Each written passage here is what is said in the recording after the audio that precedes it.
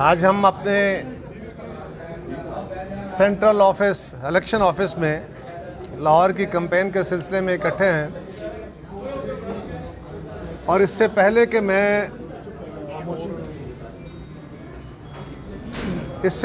मैं आज की सूरत हाल पे कुछ अर्ज़ करूं, मैं समझता हूं कि मैं पहले इलेक्शन कमीशन से गुजारिश कर लूं। जब से ये इलेक्शन शुरू हुआ है, यहाँ पे इलेक्शन कैंपेन जो मीडिया कैंपेन लगती है, जो एडवर्टाइजमेंट कैंपेन लगती है, हमारी कैंपेन में रुकावटें डालने की बार बार कोशिश की जाती है। इलेक्शन रूल्स की धज्जियाँ उड़ाई जाती हैं। इलेक्शन कैंपेन सारी जमातें लगाती हैं, लेकिन पीपल्स पार्टी की कैंपेन को टीएमए की तरफ से या जो लोकल अथॉरिटीज़ हैं उनकी तरफ से बार बार हमारी कैंपेन उतारी जाती है। ये एक हक है किसी सियासी जमात का कि वो लोगों तक अप्रोच करने के लिए अपना मैनिफेस्टो, अपना झंडा, अपनी लीडरशिप के जो बैनर्स हैं वो आवेज़ा करे। और हम बिल्कुल कानून के दायरे में रह के अपनी कैंपेन कर रहे हैं, लेकिन एक साबका हुक्मरान जमात है और एक मौजूदा हुक्मरान जमात है। उन दोनों की कैंपेन्स जो हैं वो बड़े वाज़े और विजिबली नज़र आ रही हैं। हमने बारहा कम से कम 2 दफ़ा तो इलेक्शन कमीशन को इन राइटिंग इन्फॉर्म किया है। इलेक्शन कमीशन ने जहाँ पे डस्का में और बाकी जगहों पे इलेक्शन की धांधलियों को, इस सारे अमल को बेनकाब किया है। हमें तवक्को है कि अब भी वो हुक्मरान जमात के या किसी दीगर ग्रुप के वो तमाम हथकंडे जो फेयर एंड फ्री इलेक्शन के रास्ते में रुकावट बनते हैं उनको रोकेंगे। और दूसरा, पीटीआई के उम्मीदवार की तरफ से इस वक्त मीडिया के ऊपर आया है कि उन्होंने कई जगहों पे डेवलपमेंट के कामों की इफ्तिताह भी लगाई हैं, इफ्तिताह किए हैं, जो कि सीरियस ब्रीच है। हमने इसके लिए भी इलेक्शन कमीशन से गुजारिश की है, इन राइटिंग एप्लीकेशन दी है। हमें तवक्को है कि इस पे फौरी एक्शन होगा। मैं चीफ इलेक्शन कमिश्नर साहब से गुजारिश करूंगा कि अगर फौरी एक्शन करना, अब पछताए क्या हो जब चिड़ियाँ चुग गई खेत वाला मामला होगा। तो ये 2 बातें गुजारिश करने के बाद मैं अपने पाकिस्तान पीपल्स पार्टी के तंजीमी अहदेदारान, पार्टी ऑफिस होल्डर्स, पार्टी के कारकुनान को मुबारकबाद देता हूँ कि आपने लाहौर शहर में जो एक ज़िमनी इलेक्शन, आम तौर पे ज़िमनी इलेक्शन में इतनी जान नहीं हुआ करती, लेकिन आपने ज़िमनी इलेक्शन में जो जान डाली है और जिस तरह इस सारे माहौल को लेके चले हैं, आप सब मुबारकबाद के मुस्तहिक हैं। मैं आपको सलाम करता हूं। और इंशाअल्लाह ताला जो लोग कहते थे ना कि पीपल्स पार्टी पंजाब में कमज़ोर हो गई है, आपने 5 दिसंबर को उनको जवाब देना है और मुंह तोड़ जवाब देना है। और इंशाअल्लाह ताला हम 5 दिसंबर को सुरखरू होंगे। इस वक्त दिन ब दिन जूं जूं इलेक्शन की फ़िज़ा आगे चल रही है, माहौल गर्म होता जा रहा है। एक पाकिस्तान बदलने चले थे, पाकिस्तान के लोगों की ज़िंदगियों में आगे लगा दी हैं। और आज कोई तबका ऐसा नहीं है जो इमरान खान साहब आपके बारे में कोई नेक जज्बा रखता हो। हर तबका फ़िक्र आपके लिए वही ज़बान और वही बातें कर रहा है जो आप अपोजिशन में होते हुए हुकूमत के लिए कहते थे। मेरा कहना मुनासिब नहीं है, वो वही लफ्ज़ इस्तेमाल करते हैं और वही ज़बान इस्तेमाल करते हैं जो आप इस्तेमाल किया करते थे। आज महंगाई है, आज बेरोज़गारी है, आज लॉलेसनेस है, आज दहशत गर्दों के साथ मज़ाकरात हैं। और हम हैरान हैं कि जो हुक्मरान है वो आज, वो कहते ना साढ़े पंजाबी के जाते नहीं कोड़ कर ली तो शतीरां नूं जफे, वो आज का हुक्मरान अपने आप को देखे तो सही। जब हर तरफ से मायूस हुआ तो आज मदीने की रियासत के नारे लगाने लग पड़ा। मदीने की रियासत पे हम सब, हमारे बच्चे, हमारी नस्लें कुर्बान। तुम्हें क्या पता है मदीने की रियासत क्या है, उसकी बुनियाद क्या है? आज पाकिस्तान के अंदर पहले ही इस मजहबी इंतहा पसंदी की आग लगी है, ये उसको अपने रंग में इस्तेमाल करना शुरू हो गए हैं। ये ज़ियाउल हक 2 बनने की कोशिश है। वो भी आया था इस्लामी निज़ाम के नाम पे। हम आपके इस समल की मदीने की रियासत एक मुकद्दस, पाकिस्तान नहीं मुसलमानों के, दुनिया भर के मुसलमानों के लिए, बल्कि दुनिया के इंसानों के लिए एक मिसाली निज़ाम था, एक मिसाली रियासत थी। हमें वाज़ेह तौर पे ये फ़ैसला देना होगा और लाहौर के लोगों को बताना होगा कि ये जेल साजियाँ नहीं चलेंगी। और आज हर बंदे के घर में भूख है, बच्चे बिलखते हैं तो वालिदैन क्या करें।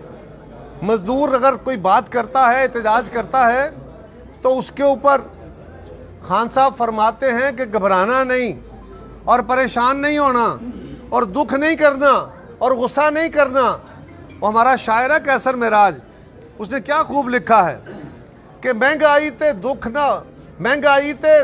दुख ना लगे जे बच्चियां नू भुख ना लगे।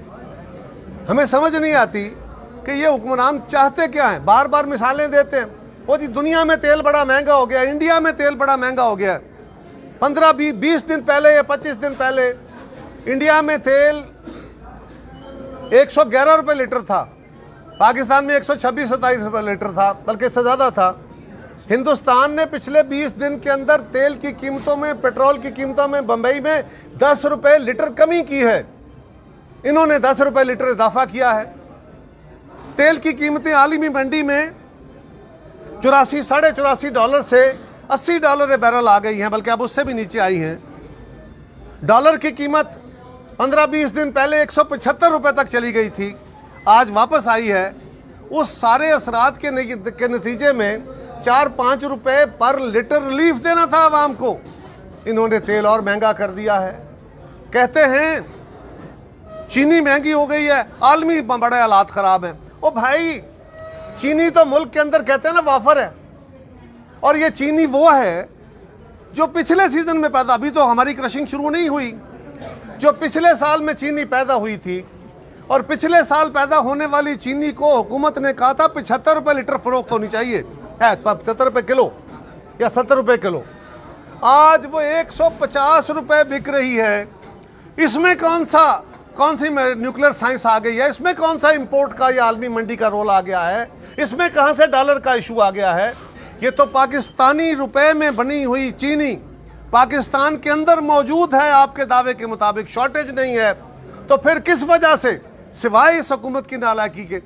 इसी तरह आटा है, गंदम का रेट हुकूमत ने मुकर्रर कर दिया। जिस रेट पे हुकूमत ने मुकर्रर किया, ये कहते थे हम तो 1200 का या 1000 रुपये का थैला बेचेंगे, हम इंश्योर करेंगे। आज अगर उसका रेट बढ़ गया है तो कौम को ये बताओ तो सही, इसमें डॉलर का रेट कहाँ आ गया? इसमें कौन सी आलमी मार्केट में उतार चढ़ाव की बातें हो गई? सरीहन आपकी नाकामियां और नालायकियां हैं। अगर मार्केट में शॉर्टेज हुई है तो किसने दूर करनी है? अगर होल्डिंग हुई है तो किसने दूर करनी है? आज इमरान खान साहब, आप कहते हैं मुझे समझ नहीं आई, एक नया मेरे लिए मसला बना है, मुझे अब समझ सीख रहा हूँ। आपके सीखते सीखते ये कौम पता नहीं किस हालत में चली जाएगी। अब इस मुल्क का सिर्फ एक इलाज है। कल भी मुझे किसी ने पूछा जी, इसी तरह शो में बैठे थे, कि जी आप बताएं, आप एतराज़ तो बड़ा करते हैं, इस वक्त मसाइल का हल क्या है? मैं क्या, मसाइल का हल बड़ा सिंपल है, और वो हल ये है कि इमरान खान से जान छूटे, और कोई हल नहीं है। इस हुकूमत से जान छुड़ाई जाए और पाकिस्तान के अंदर फेयर एंड फ्री इलेक्शन करा के एक नए इंतखाब का डोल डाला जाए। लेकिन क्या करें, हम जब नए इंतखाब की तरफ चलने की बात करते हैं तो हमारे साथी जो हैं साबिक हुक्मरान, जो अपने आप को लाहौर का बेताज बादशाह कहते हैं, मुस्लिम लीग के लीडर कहते हैं कि हम चाहते हैं कि ये हुकूमत 5 साल पूरे करे। हम कहते हैं कि इस हुकूमत के खिलाफ अदम एतमाद लाते हैं, तो ये कहते हैं कि नहीं, हम तो चाहते हैं 2023 का इंतखाब फेयर एंड फ्री हो जाए। हम कहते हैं कि जब पंजाब की हुकूमत ख़त्म हो गई तो मरकज़ी हुकूमत भी ख़त्म हो जाएगी। तो कहते हैं कि नहीं, हमें तो ये हुकूमतें सूट करती हैं, हम क्यों गिराएं? ठीक है मियाँ नवाज शरीफ साहब, आप जो नारा लेके चले हैं कि वोट को इज्जत दो, हम उसके साथ हैं। हम तो 1967 में इसी नारे की बुनियाद पे हमने इस मुल्क के शहरियों को, यानी वोटर को इज्जत दो और वोट को इज्जत दो का नारा लेके चले थे। आप तो हमेशा उसके खिलाफ रहे। आज आप वोट को इज्जत दो की बातें कर रहे हैं। अगर वोट को इज्जत दो के साथ आप मुखलस हैं, अगर वाकई इस मुल्क में आइन की हुक्मरानी चाहते हैं, तो फिर ये जो बैकडोर राब्ते हैं इनको ख़त्म कराएं और आप अपनी जमात के अंदर तो एक पेज हो जाएं। आपके अंदर जो दो बयानिए चल रहे हैं उसको तो एक पेज पे ले आएं। अपनी जमात को तो अपने नज़रिए से कायल कर लें। ये जो वोट को इज्जत दो का नारा क्या है? सियासत के अंदर मुदाखलत ख़त्म की जाए, उन कुव्वतों उन इदारों के साथ गुफ्तगू बंद की जाए जो रियासत के इदारे हैं लेकिन वो सियासत में मुदाखलत करते हैं। अगर आपके कुछ साथी आपको कह रहे हैं, आपके घर के अंदर से कह रहे हैं कि नहीं हमें बातचीत के दरवाजे बंद नहीं करना चाहिए, किसके साथ? क्या आपने हुकूमत के साथ बातचीत करनी है, अपोजिशन से बातचीत करनी है, या उनसे बातचीत करनी है जिनके खिलाफ वोट को इज्जत दो का नारा लेके चले हैं? तो पहले अपने आप को क्लियर तो करें अवाम के सामने। हम यही एजेंडा लेके आए हैं कि ना वो वोट को दो, इज्जत दो के साथ मुखलस हैं, ना इमरान खान पाकिस्तान में नया पाकिस्तान बनाने में मुखलस है। कल ये नए पाकिस्तान के नाम पे अवाम को धोखा दे रहे थे, आज ये मदीने की रियासत के नाम पे अवाम को धोखा दे रहे हैं। कल ज़ियाउल हक ने इस मुल्क के अंदर इस्लामी निज़ाम का नारा लगा के हम पे जबर मुसल्लत किया था, आज इमरान खान आप हम पे मुसल्लत करने लगे हैं। हम सारे अल्लाह और अल्लाह के रसूल को मानने वाले, उनसे मोहब्बत करने वाले हैं, लेकिन अब पाकिस्तान के अवाम आपके इन धोखों में नहीं आएंगे। लाहौर के मेरे गयूर साथियों, मैं इस हल्के की आवाम से आज भी कह रहा हूं और बार बार कहूंगा कि ये इलेक्शन सिर्फ असलम गिल का या दो कैंडिडेटों का इलेक्शन नहीं है। वैसे तो एक जमात खुद जानबूझ के उसने प्लान करके भागी है, पीटीआई को पता था उसका हाल क्या होना है इलेक्शन कैंपेन में। ये जो उनके बंदे जिनके कागज़ रिजेक्ट हुए हैं वो जानबूझ के कराए गए, वो अकली दलील के साथ हुआ है। लेकिन अब तो पाकिस्तान के लोगों को आपने पैगाम देना है, लाहौर ने पैगाम देना है कि हम ना इमरान खान के धोखे में आएंगे, ना वोट को इज्जत दो के धोखे में आएंगे। अगर वोट को इज्जत दो की बात करनी है तो आपकी सारी जमात मियाँ साहब आपके साथ खड़ी होकर कौम को कहे कि हम वोट को इज्जत दो के नारे के साथ हैं, हम कोई मजाकरात के साथ नहीं, हम फिर भी आपकी बात पर यकीन करेंगे। आज ये काम नहीं चलेगा, आपको क्लैरिटी के साथ सामने आना होगा। वो काम नहीं अच्छा, अब मैं चले उसको उस मिसाल को छोड़ देता हूँ फिर किसी वक्त पे। लेकिन गुजारिश है कि आज लाहौर के अवाम ने, इस हल्का के अवाम ने ये साबित करना है इस इलेक्शन में कि हम इमरान खान को तो मुस्तरद करते ही करते हैं, लेकिन हम अवाम को बार बार धोखे देने वाले इस जमात को भी मुस्तरद करते हैं जो कहते हैं वोट दो, वोट को इज्जत दो। एक हाथ आपने उनके साथ रखा हुआ है, अवाम को जज्बात में ला रहे हैं और बैकडोर राब्ते करके आप अवाम से ये धोखा नहीं चलेगा। और पीडीएम की क़यादत को भी मैं पैगाम देना चाहता हूँ, पीडीएम अब अमलन ख़त्म हो गई, आपको समझ आ गई, सारी कौम ने देख लिया कि पीडीएम पीपल्स पार्टी थी। पीपल्स पार्टी जब तक पीडीएम में थी उसमें जान थी। आपने हमें हमारी इंसल्ट करके हमें पीडीएम से अलग किया है। आज हुकूमत वक्त ये वही पीडीएम है ना, जब हम साथ थे, एएनपी साथ थी, हुकूमत की टांगें लड़खड़ा रही थी, हुकूमत गिर रही थी, इलेक्शन हम जीत रहे थे, सेनेट हम जीत रहे थे और वजीर आजम को तरले करके एतमाद के वोट लेने पड़ रहे थे। ये हुकूमत अगर मुस्लिम लीग मान जाती तो उसके फौरी बाद पंजाब में एतमाद होता और ये हुकूमतें फारग हो जाती। और यही एक वाहिद रास्ता है, इसके अलावा कोई दूसरा रास्ता नहीं है। इसलिए कि अगर ये हुकूमत गिर जाए, नए इंतखाब हों, तो क्या हम मौजूदा इंतखाबी कवानीन के तहत इंतखाब कराएंगे? क्या मौजूदा असलूब के तहत इंतखाब कराएंगे? हम यही कहते थे, जब हम कहते तो बड़े नाराज़ हो जाते हैं हमारे दोस्त कि जी पीपल्स पार्टी कर ले। हम क्या कहते हैं? हम कहते हैं कि हम इन इंतखाबी कवानीन को नहीं मानते, ये अच्छे नहीं हैं, इसके तहत फेयर एंड फ्री इलेक्शन नहीं हो सकते। तो फिर क्या तरीका है? ये हुकूमत जो कानून बनाना चाह रही है वो तो नहीं बनेंगे, ना उसको कोई मानेगा। लेकिन पीपल्स पार्टी का असूल ये है कि इन असम्बलियों में हुकूमत तब्दील की जाए, नए इंतखाबी कवानीन बना के उसमें अमेंडमेंट्स करके इत्तेफाक राय से, अपनी मर्जी से नहीं, ये चोरी डाके से नहीं, ये ईवीएम और दूसरे वोट डाल के जो इलेक्ट्रॉनिक वोट हैं उसके ज़रिए नहीं, बल्कि सब जमातों के इत्तेफाक से ये इंतखाबी कवानीन बनाए जाएं, इसमें तमाम स्टेक होल्डर ऑन बोर्ड हों और इस मुल्क के अंदर एक फेयर एंड फ्री इलेक्शन कराया जाए। कौम के सामने असल सूरत हाल रखी जाए और फिर उसमें मिल बैठ के फैसले किए जाएं, तब इस मुल्क को इस बहरान से निकाला जा सकता है। कौम ने देख लिया कि ये जो नया बंदा इंस्टॉल हुई थी हुकूमत, जिनको लाया गया था इस नारे पे कि ये बड़े कमाल के लोग हैं, ये आएंगे तो सब कुछ बदल। हम तब भी कहते थे कि आपसे धोखा हो रहा है। आज हमारी बातें छोड़िए, हम 3 साल पहले कहते थे, अब आपने देख लिया। आज ये हुकूमत खुद मुंह बोल के अपनी नाकामियों का एतराफ़ कर रही है और मुस्लिम लीग खुद अपने अंदर तजाद का शिकार है कि वो वोट को इज़्ज़त दो के उस नारे से, आइनी हुक्मरानी के उस तरीक़ाकार से जो नारा लगा के अवाम को तो लेके चलना चाहते हैं, लेकिन अमलन वहाँ पे आपकी सूरत हाल क्या है, ये अवाम इंशाअल्लाह ताला 5 दिसंबर को फ़ैसला देगी और इंशाअल्लाह ताला पीपल्स पार्टी की यहाँ से फतह का आगाज़ होगा और फिर हम पैगाम देंगे पूरे मुल्क, पूरे सूबे को और पूरे मुल्क को, और इंशाअल्लाह ताला अगला इंतखाब जो है फिर वो पीपल्स पार्टी जीत के हम ही हैं। यही चिराग जलेंगे तो रोशनी होगी। ये हम ही हैं, हम ही हैं, ये हम ही हैं। जब पीपल्स पार्टी आती है रोजगार लाती है, जब पीपल्स पार्टी आती है आईनी हुक्मरानी लाती है, जब पीपल्स पार्टी आती है दिफा को मजबूत करती है, जब पीपल्स पार्टी आती है इंतहा पसंदी को कंट्रोल करती है, जब पीपल्स पार्टी आती है इस मुल्क के गरीब और आम आदमी को उसकी हैसियत, उसकी ताकत में इजाफा करती है। और यही एक तरीका, यही एक जमात है, किसी धोखे में नहीं आना। और इंशाअल्लाह ताला लाहौर के इस हल्के के अवाम इसका आगाज़ करेंगे। बहुत शुक्रिया। अभी आपने बात की कि असम्बलियों से हुकूमत ख़त्म की जाए और इंतखाबी इस्लाहात तमाम जमातों के इत्तेफाक से, ये असम्बलियों से हुकूमत कैसे ख़त्म की जाएगी, ये भी तो बता। अदम एतमाद के जरिए। हम तो कह रहे थे कि पंजाब में अदम एतमाद किया जाए। जी 7 मेंबर, एक मिनट, नहीं, मैं तो नहीं कह रहा कि मैं कर रहा हूँ। पहले मेरी बात समझिए, सवाल को उस तरह डिज़ाइन कीजिए। मैं कह रहा हूँ कि पीडीएम की सारी जमातें जब हम इकट्ठे थे, हमारे पास तो 7 वोट हैं। आपको मेहरबानी, आपने मुझे याद करा दिया, मेरे पास, मुझे पता भी है। लेकिन हम क्या कह रहे हैं, पॉलिटिक्स सिर्फ अक्सरियत के साथ खेलने का नाम नहीं है। जिस दिन हम कौमी असम्बली में सेनेट का इलेक्शन लड़ने गए थे, गिलानी साहब को हमने कैंडिडेट लॉन्च किया था, हमारे पास अक्सरियत नहीं थी, हमने अक्सरियत पैदा की थी, हमने लोगों को कायल किया था। अगर यही हो तो फिर तो वज़ीर आज़म के पास अक्सरियत होती है, उसके खिलाफ इलेक्शन क्यों लड़ते? फिर स्पीकर के पास अक्सरियत होती है, उसके खिलाफ इलेक्शन क्यों लड़ते?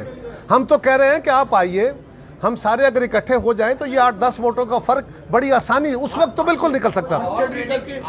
हॉर्स ट्रेडिंग नो, मैं बताता हूँ, 1 मिनट जी, अब ये मुकालमा ना करें, आप सवाल कर लें। सवाल ये है कि उसका तरीका करके क्यों हो गई, क्यों लोग छोड़ेंगे?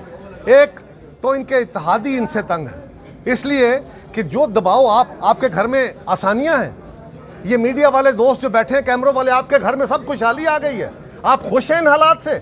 जिस तरह आप तंग हैं, आप अवाम की पल्स देख रहे हैं, अवाम तो हुकूमत के लिए नारे लगा रही है ना, इमरान खान के गीत गा रही है ना। ये जो हीट आपको महसूस हो रही है, जिसकी बातें मैं कर रहा हूँ, ये हीट उनके मेंबर्स को ज़्यादा महसूस हो रही है। उन्होंने कल फिर इंतखाब में आना है, खुद खान साहब ने कहा है इंतखाब आने वाला है, अभी उन्होंने इंतखाब में आना है और उन्हें पता है कि इन हालात में हमें लोग वोट नहीं देंगे।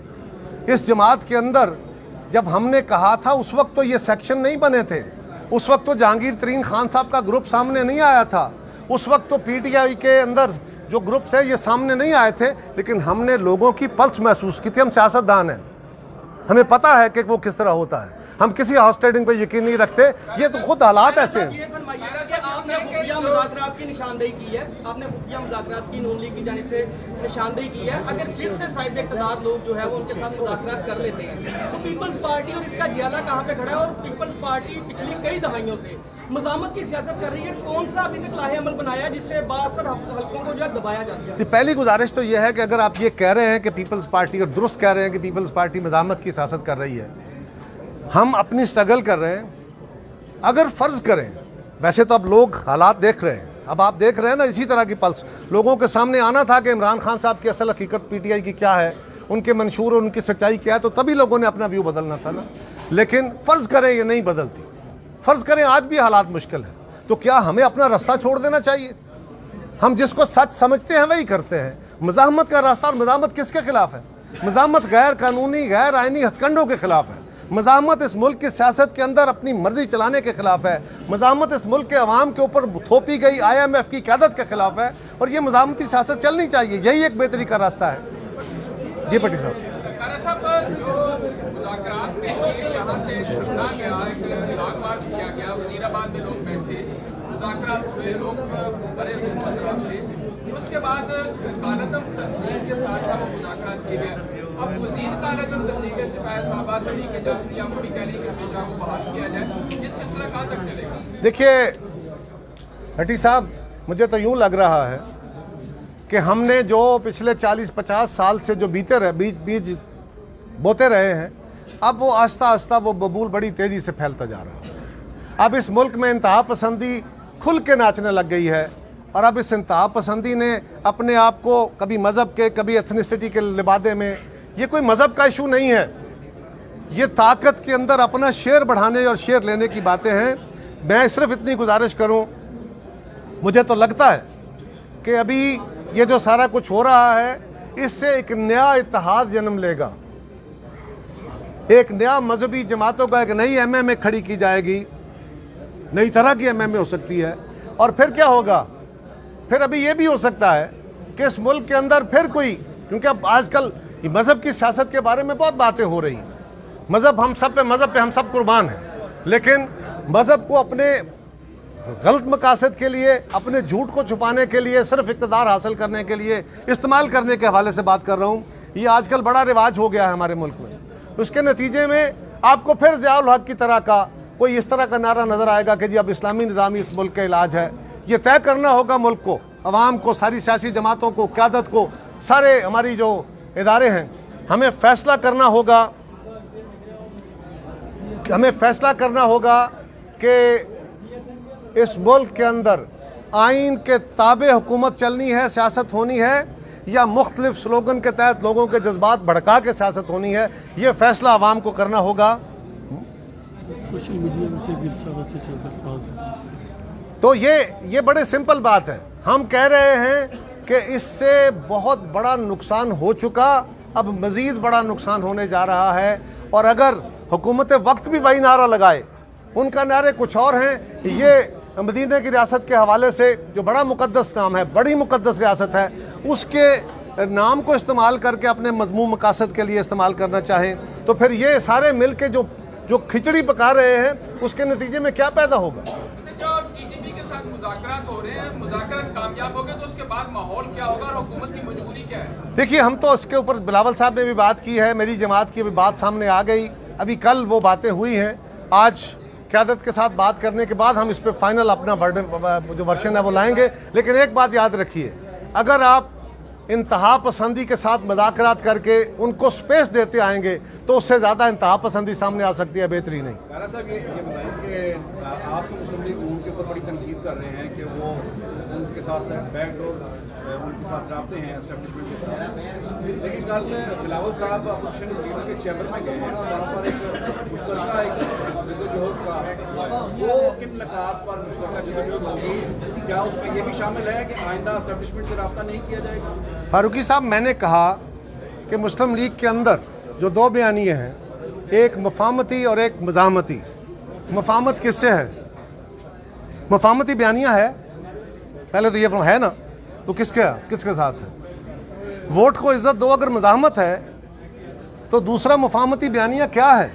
तो मैं इस कंट्रडिक्शन की बात कर रहा हूँ कि पहले अपने अंदर से ये दूरी ख़त्म कर लें, ये दूरी ख़त्म कर लें, कौम के सामने क्लैरिटी के साथ आए, ये बात कर रहा हूँ। और जो आपने फरमाया कि वहाँ पे हम सारी अपोजिशन की जमातें एक दूसरे के ख़िलाफ़ हैं, वो हम पे तनकीद करते हैं, हम उन पे जिस बात को हम गलत समझेंगे हम उस पर तनकीद करेंगे, लेकिन हम आपस में इकट्ठे होकर बहुत सारे इश्यूज़ पे लेजिस्लेशन में, ये जब भी गवर्नमेंट ने हथकंडा इस्तेमाल किए इनके ख़िलाफ़, कल हमारे इलेक्शन कमीशन के ऊपर जिस तरह एतराज़ किए गए, जिस तरह हमलावर हुए, तो ये डे टू डे आपने इकट्ठे होना होता है। सेनेट में भी हम इकट्ठे होते हैं, वहाँ भी होते हैं, सूबों में भी होते हैं। हम अपने इख्तलाफात के बावजूद इकट्ठे चल सकते हैं, यही जमहूरियत का असूल है। मुकामी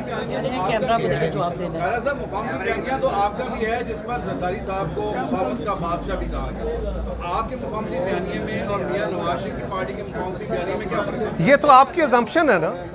पीपल्स पार्टी के किसी एक एक्ट से, पीपल्स पार्टी के किसी एक तकरीर से, पीपल्स पार्टी के अंदर होने वाली किसी एक डिबेट से मुझे बता दीजिए कि हमने भी वो मुफाहमती बयानिया की बात की हो। हम जिस बात पे खड़े हैं, हम आसमान की बातें नहीं कर रहे, जितने जो कोई उड़ सकते हैं उतनी बातें कर रहे हैं, जो प्रैक्टिकल है उसकी बातें कर रहे हैं, हम किसी आइडियलिज्म की बातें नहीं करते। और मैं लाहौर के साथियों को, मैं चेयरमैन साहब का भी शुक्रिया अदा करूँगा कि चेयरमैन साहब ने इस हल्के के लिए जनाब असलम गिल साहब की सूरत में एक ऐसे जाले को नॉमिनेट किया है जो हम सब के लिए बायस तकलीद भी है, बायस इज़्ज़त भी है, जो जिस दिन से पीपल्स पार्टी के साथ खड़ा हुआ आज तक ना खुद बल्कि पूरा ख़ानदान, एक एक फ़र्द इस जमात के साथ है, इसी का झंडा लेके चल रहा है। और अच्छे वक्त आए, मुश्किल वक्त आए, तकलीफ़ें आईं, आसानियाँ आईं, बड़े लोगों ने नारे मारे, लेकिन असलम गिल वो जाला है जो अपनी जगह डट के खड़ा रहा। और आज भी मैं आपको लाहौर का दिल, लाहौर का दिल, और मैं इस हल्के के अवाम को और लाहौर को यकीन दिलाता हूँ, मैं चेयरमैन साहब का शुक्रिया अदा करता हूँ कि आपने असलम गिल साहब को लाहौर का सदर बनाया है, इसलिए कि असलम गिल अपने असूल से इन्हिराफ नहीं कर सकता। यही चिराग जलेंगे तो रोशनी होगी, ऐसे ही लोग आगे आएंगे तो पार्टी ठीक होगी। बहुत शुक्रिया। YouTube पर गूगली न्यूज देखने के लिए youtube.com की सर्च बार में गूगली न्यूज टीवी टाइप करें। गूगली न्यूज के पेज पर सुर्ख रंग के सब्सक्रिप्शन वाले बटन पर क्लिक करना ना भूलिए। YouTube पेज पर अपलोड होने वाली वीडियोस से बाखबर रहने के लिए बेल आइकन पर क्लिक कीजिए। आपको हर नई वीडियो के बारे में नोटिफिकेशन मौसूल हो जाएगा।